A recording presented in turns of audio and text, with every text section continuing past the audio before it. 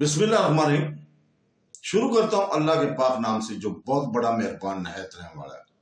दोस्तों, बहनों, भाइयों, बुजुर्गों, अस्सलाम वालेकुम। बहनों, भाइयों, आज सुल्तान महमूद गजनवी की 19 नंबर किस्त में हम आपको खुशामदीद कहते हैं और इस किस्त में हम बयान करेंगे कि मौरखीन पेशावर की जंग के बारे में क्या कहते हैं। तो दोस्तों, मौरखीन लिखते हैं कि ये सूरत पंडितों और मजहबी पेशवाओं के कोशिश के बगैर मुमकिन ही ना थी। फिर यह भी ज़ाहिर है कि इन लश्करियों के पंजाब में वारद होने के लिए महीने और बरस सरफ हुए होंगे और ये सिलसिला देर तक जारी रहने के बाद ही ये लश्कर सुल्तान महमूद से टकराया होगा। बहरहाल राजा अनंतपाल ने एक बहुत बड़ी ताकत और कुव्वत हासिल करने के बाद सुल्तान महमूद गजनवी पर हमला आवर होने की ठान ली थी। साथ ही मौरखीन ये भी लिखते हैं कि यह हमला हिंदुओं की तरफ से खास एहतमाम के साथ किया गया था। इस हमले की तैयारियों और तरगीबों का काम मजहबी पेशवाओं ने बड़ी सरगर्मी और मुस्तैदी से अंजाम दिया।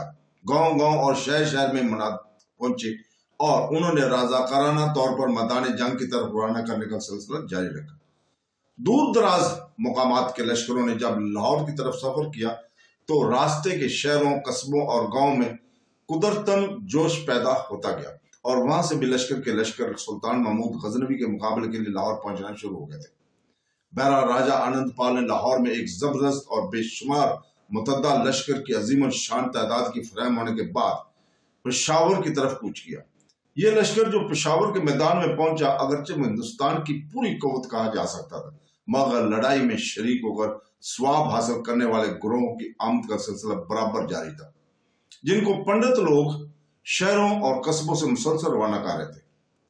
पेशावर के मैदान में पहुंचकर अनंतपाल ने क्याम किया ताकि आने वाले जंगजू गुरोहों के आमद के सिलसिले में लश्कर की तादाद जिस कदर ज्यादा हो सकती हो जाए। चुनाचे पेशावरी के नवाब में सुल्तान महमूद गजनवी अपने मुख्तसर से लश्कर के साथ राजा अनंतपाल के लश्कर के सामने पहुंचा था। इस मौका पर कुछ मुतसब और मुसलमानों के मुखालफ मौरखीन, जिनमें मैलकम पेश है, वो लिखता है सुल्तान महमूद से यही तो हो सकती थी कि वो आते ही हिंदुओं के लश्कर पर हमलावर होकर मैदान का जार गर्म कर देगा, मगर इसने जब हिंदुओं के लश्कर को तवक्को के खिलाफ लातादाद और बेअंदाज पाया और अपने कलील लश्कर को बेहकीकत देखा तो इसकी आवाज बाख्ता हो गया और बजाय हमला आवर होने के वो अपनी हिफाजती तदबीरें सोचने लगा। इसके अजीब हालत थी, वो हिंदू लश्कर के सामने से भाग सकता था, ना हमला आवर होने की जरूरत कर सकता था। चुनाचे इसने हवास बहाल करके फौरन अपने लश्करगाह के गिर्द खंदक खदवाई और ताकि यकायक हमला आवर होकर इसके लश्कर को बासानी पीस न डाले। ये मगरबी मौरखीन का मुसलमानों के खिलाफ नफरत और तसब का सबूत है और नतीजा है कि वो सुल्तान महमूद के खिलाफ इस किस्म के अल्फाज लिखते हैं, वरना हकीकत इसके मुख्तलिफ थी।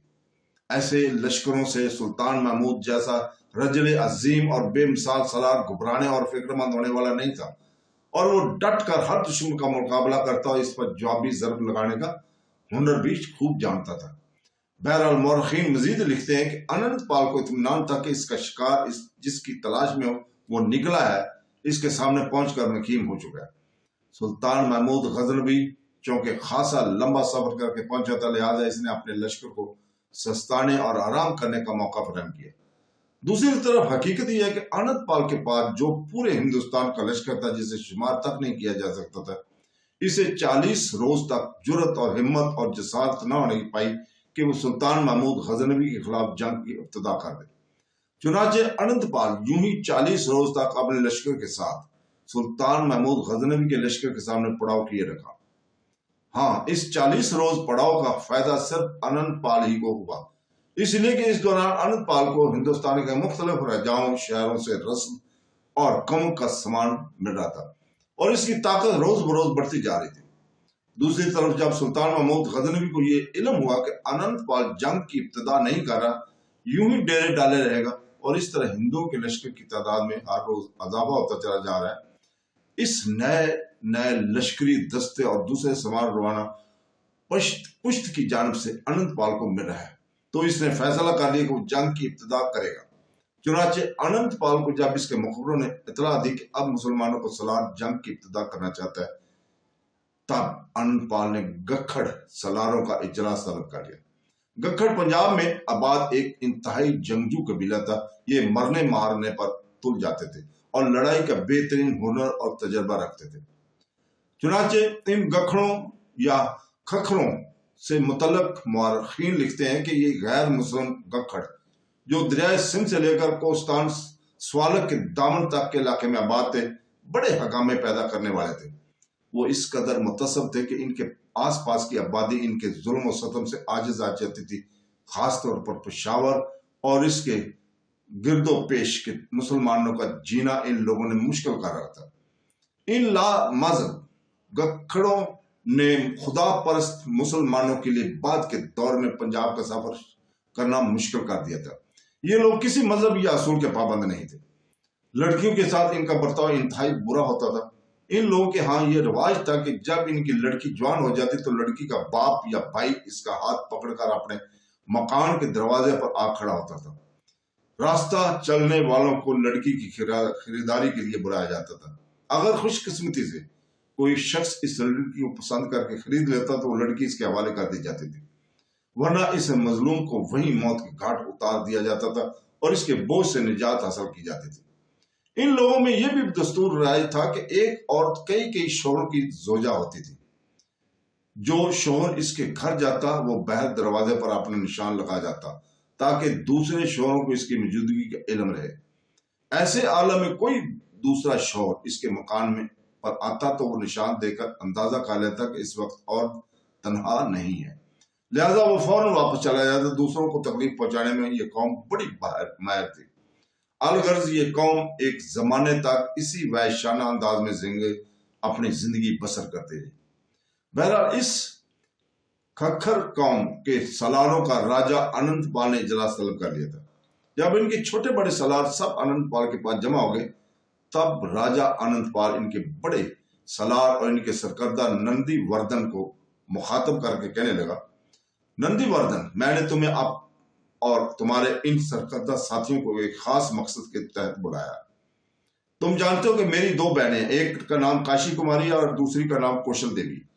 दोनों मुझसे छोटी हैं। कौशल देवी ने अपने एक सलार कवि राज को अपनी जिंदगी का साथी बनाने का अज़म किया था, जबकि मेरी बड़ी बहन की सगाई भटिंडा के राजा के राजकुमार राजकंवर के साथ तय हुई थी। गुज़िश्ता 2 जंगों में मुसलमानों के एक सलार ने इनफरादी मुकाबले में हमारे सलार कवि राज का खात्मा किया और दूसरी जंग में इनफरादी मुकाबले में इसने राजकंवर को भी मौत के घाट उतार दिया था। इस तरह इसने मुझे और मेरे बाप के अलावा मेरी दोनों बहनों को भी दुखी किया है। लिहाजा मैं मुसलमानों की सलार से इंतकाम लेना चाहता हूँ और हर सूरत में इसे शिकस्त खुर्दा करके मैदान के अंदर नहू लहान तड़पता देखना चाहता हूँ। मैं चाहता हूं कि तुम में कोई ऐसा सूरमा हो जो इनफरादी मुकाबले के लिए मैदान में उतरे और मुसलमानों के इस सलार से मुकाबला करे जिसका नाम अब्दुल्ला करातगीन है। राजा अनंत पाल के ये अल्फाज सुनकर खखरों का सलार नंदी वर्धन कुछ कहना ही चाहता था कि राजा अनंत पाल फिर बोल पड़ा, मैं तुम लोगों से ये बात भी कहना पसंद करूंगा कि तुम में से जो भी अब्दुल्ला करातगीन को अपने सामने ज़ीर करेगा, इसका सर काटेगा और इसे मैं ऐसा इनाम दूंगा जिसकी तवक्को ही नहीं रख सकता। फिलहाल मैं इस इनाम का तफसील से जिक्र नहीं कर सकता, और जब वो मुकाबला जीत कर मेरे सामने आएगा मैं इस इनाम का ऐलान करूंगा तो वो हक्का बक्का रह जाएगा। अनंत पाल जब खामोश हुआ तब खखरों का सरदार नंदी वर्धन कहने लगा, आपको इस मामले में परेशान और फिक्रमंद होने की जरूरत नहीं है। मैं किसी और को इस इनफरादी मुकाबले के लिए नहीं उतारूंगा, खुद उतरूंगा और मैं देखूंगा कि इनफरादी मुकाबले में दोनों लश्करों के दरमियान मुसलमानों का सलार, नाम जिसका कि अब्दुल्ला करातगीन बताया गया, कैसे मेरे हाथों अपनी गर्दन नहीं कटवाता। मैं इसकी गर्दन तो एक तरफ रही, इसके जिस्म के इतने टुकड़े करूंगा कि कोई गिन नहीं सके पाएगा। नंदी वर्धन का यह जवाब सुनकर अनंत पाल की खुशी की कोई इंतहा न रही। चुनाचे अनंत पाल ने मुसलमानों का मुकाबला करने के लिए नंदी वर्धन को अपने लश्कर के आगे रखा। इसके तहत जो जंग में हिस्सा लेने वाले खक्खर थे, बकौल मौरखीन इनकी तादाद 30,000 थी।